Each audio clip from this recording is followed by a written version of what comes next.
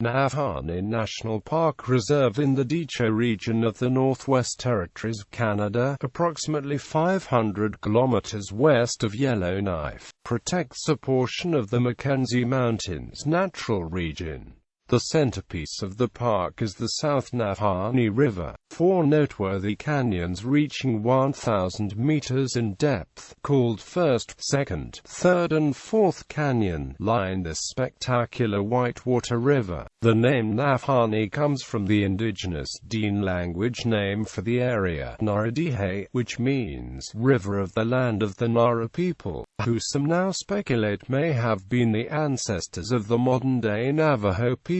Geography. There are several different landforms in the park that have taken millions of years to form, and give it a diversity not seen in any other national park in Canada. Sediment left by an ancient inland sea 500–200 million years ago had since become pressed into layers of rock. These layers were stacked about 6 kilometers deep and are peppered with fossils, remnants of these ancient seabeds. As the continents shifted, the North American and Pacific plates collided, the force of which pushed the layers of rock upwards. Ridges of rock bent and broke, leaving behind the ranges seen today. This same action also caused volcanic activity, sending molten lava into but not through the sedimentary rock. While there are no volcanoes in the park, towers of heated rock called igneous batholiths were sent upwards, pushing the sediment further up. The top layer of sedimentary rock was eventually eroded away, resulting in granite towers that formed the Ragged Range. Over the last 2 million years, glaciers have covered most of North America, creating most of the land formations seen today. While previous ice ages affected the park area, the most recent, the Wisconsin Ice Age, touched only the most western and eastern parts of the park. This has left many geological features in the park much more time to develop than most of North America had. The central feature of the park is the South Nahanni River, which runs the length of the park, beginning near Moose Ponds and ending when it meets the Nahʔa River near Nahanni Butte. The South Nahanni is a rare example of an antecedent river. The mountains rose slowly enough, and the river was powerful enough that the river maintained its course over its history, meaning it has the same path today as it did before the mountains rose. As the river was meandering, the canyons it carved also meander. Most visitors only visit the portions from Virginia Falls down. There are 4 main canyons that line the South Nahanni River, named by prospectors, numbering them as they traveled up the river. The 4th canyon begins with Virginia Falls, and was created as the falls eroded the limestone surrounding the river, working its way upstream. It is 5 miles long. 3rd canyon runs through Funeral Range, around 40 kilometers long. Because its walls are composed of a stratum of shale, sandstones and limestone, this canyon has long slopes instead of steep, flat walls like the lower canyons. Big Bend, a point where the river does a 45-degree turn, marks the end of 3rd and the beginning of 2nd Canyon. At 15 kilometers long, it runs through the Headless Range. The final canyon is considered the most beautiful, beginning after Dead Man Valley. 1st Canyon boasts the highest, most vertical walls, cutting through very resistant limestone. It ends near Krause Hot Springs, making it about 30 kilometers long. Following this, the river slows and braids into different channels, passing through the park boundary, and coming together again near the village of Nahanni Butte. Soon after the town, the South Nahanni River joins the Nahʔa River. Virginia Falls. At Virginia Falls and Dehcho in Dene, the river plunges 90 meters in a thunderous plume, including the sluice box rapids above the falls. It is more than twice the height of Niagara Falls. In the center of the falls is a dramatic spire of resistant rock, called Mason's Rock after Bill Mason, the famous Canadian canoeist, author, and filmmaker. The falls were initially located downstream at the east end of Fourth Canyon, and over the centuries carved through the limestone rock that surrounds the river. This continuous erosion shifted the falls upstream and created the Fourth Canyon. Due to the mist, the immediate vicinity of the falls is home to several rare orchid species. There is a proposal to rename the falls after former Prime Minister of Canada Pierre Trudeau. Downstream from the falls, there are many notable rapids on the river, including Figure 8, George's Riffle, and Lafferty's Riffle. Tufa Mounds. The Rabbit Kettle Tufa Mounds are the largest of tufa mounds in Canada. The largest of the mounds is 27 meters high and 74 meters across. The source of the springs comes from deep in the Earth's crust near the base of the granite batholiths that form the Ragged Range. The volcanic activity that raised the mountains still heats the water deep below the surface of the Earth. The heated water percolates upwards, dissolving calcium carbonate from limestone deposits on its way by. When it reaches the surface springs, the water cools and the calcium carbonate particles are released. These microscopic particles settle to form porous calcite rims around the pools of water. These pools range in size from that of a bathtub to that of a fingernail. This process takes a great deal of time, and it is believed that the mounds themselves are around 10,000 years old, the creation beginning at the end of the last ice age. These rare and fragile features are protected as a Zone 1 special preservation area, and all visitors must be accompanied by Parks Canada staff in order to minimize impact.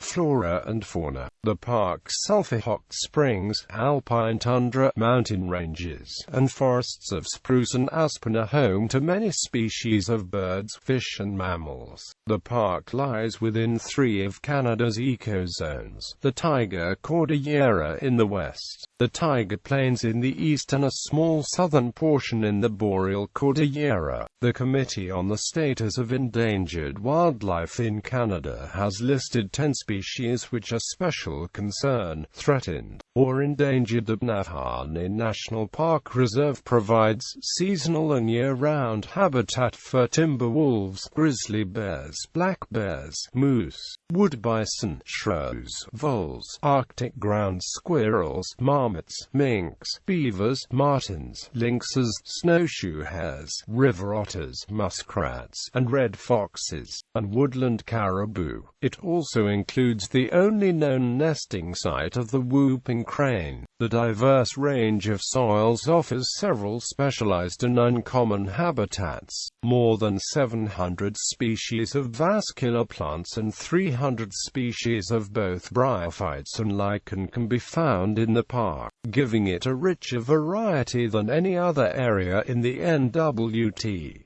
Nahanni aster is a very rare subspecies of aster found only in the park. History. Dene peoples have used the lands around Nahanni National Park Reserve for thousands of years. The first human occupation of the area is estimated to have occurred 9,000–10,000 years ago. Evidence of prehistoric human use has been found at Johann Lake and a few other sites within the park. The local oral history contains many references to the Nahʔa tribe, a mountain-dwelling people who used to raid settlements in the adjacent lowlands. These people are said to have rather quickly and mysteriously disappeared. First contact with European fur traders expanding into the region occurred in the 18th century, and was increased with Alexander Mackenzie's exploration of the Mackenzie River and building of trading posts at Fort Simpson and Fort Lyot. During the 19th century, most Dene families left the nomadic lifestyles and settled into more permanent communities, often close to the trading posts. Permanent settlements were established at locations such as Nahanni Butte, Fort Lyot and Fort Simpson. In the late 19th century, The mountain Indians of the Nahanni region would travel down the Nahanni River each spring in moose skin boats to trade the winter take of furs. These boats, based on the Hudson Bay York boats, were up to 20 meters in length, constructed from 6 to 10 and tanned moose hides sewn together and stretched over a spruce pole frame. These boats would transport entire families, the dogs and cargo of furs down the river during high water. Upon arrival, the boat was dismantled and the hides traded along with the furs. Following a visit to the forts, these people would return to the high country with only what they could carry on the pack dogs. The stories of the Nahʔa and dangerous landscape that they inhabited grew in stature with the Klondike gold rushes. Some explorers attempted to use the Nahanni as a path to the famous gold fields of the Yukon, or make their fortune on the Flat and South Nahanni rivers. Although no significant gold was found, legends of haunted valleys and lost gold emerged after the headless corpses of Yellowknife's prospectors William Frank McLeod were found around 1908. In the years that followed, mysterious deaths of other prospectors added to the legends. The names of park features such as Dead Men Valley, Headless Creek, Headless Range and the Funeral Range bear testimony to these stories and legends. In 1964, explorer parachutist Jean Poirel from Montreal jumped at its source 500 kilometers north of Yellowknife, followed by his teammate Bertrand Bordet. Jean Poirel imagined the idea of going down the river with inflatable dinghies, opening the path to a new rafting sport. During the following 4 consecutive expeditions in the valley, Jean Poirel discovered more than 250 caverns. The most important contained 116 Dall sheep skeletons. Jean Poirel named it Valerie Cavern after his daughter. He took topographic notes and drew detailed maps, paving the way for the park's creation. During his last expedition in 1972, he escorted Pierre Trudeau, who came in person to estimate this superb and fascinating region.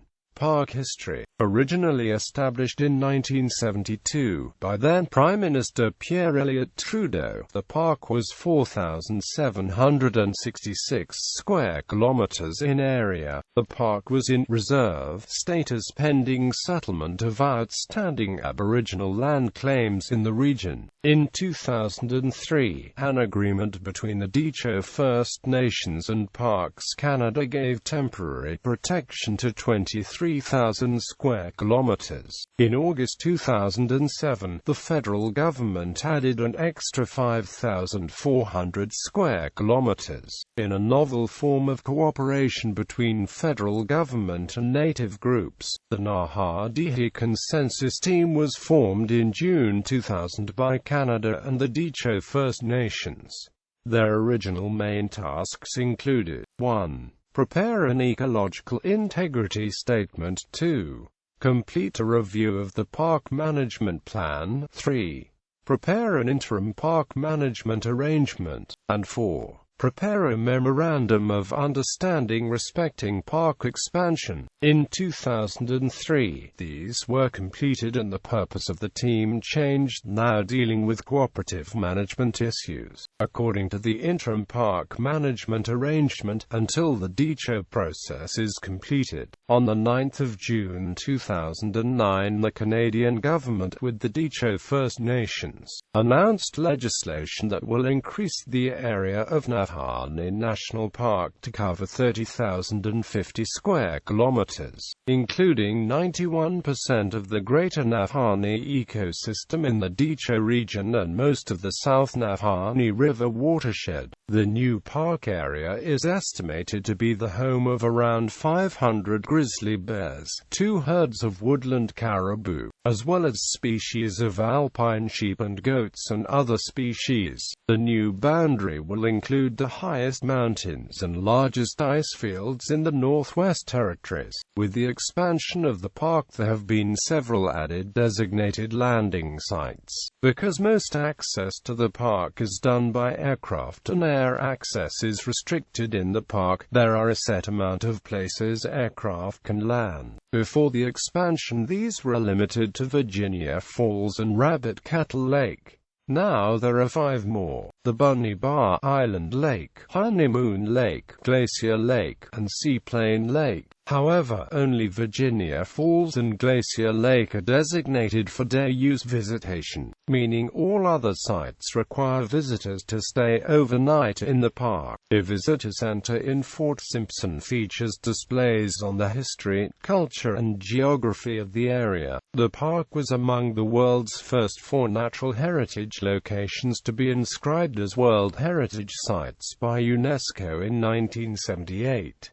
The South Nahanni River achieved Canadian Heritage River status in 1987. Presently, around 801,000 people visit the park every year, most of which are overnight visitors who travel down the South Nahanni. The park is open year-round, but most visitors come in June, July, and August. Virginia Falls is the only area of the park where a reservation is required, which must be done months in advance to prevent overcrowding. For safety reasons, all visitors must register with park officials upon entering the park boundaries, and deregister within 24 hours of leaving. There is a park office in Nahanni Butte at the end of the river, where visitors can deregister. The only practical way to get to Nahanni National Park is by float plane or by helicopter, usually from Fort Simpson, but other communities and locations offering a gateway into the park include Watson Lake, Muncho Lake, Fort Nelson, and Inconnu Lodge. Some people hike in from the Tungsten Road to the west of the park. The park was the subject of a short film in 2011's National Parks Project, directed by Kevin McMahon and scored by Shad Gierszewski and Olga Gorias.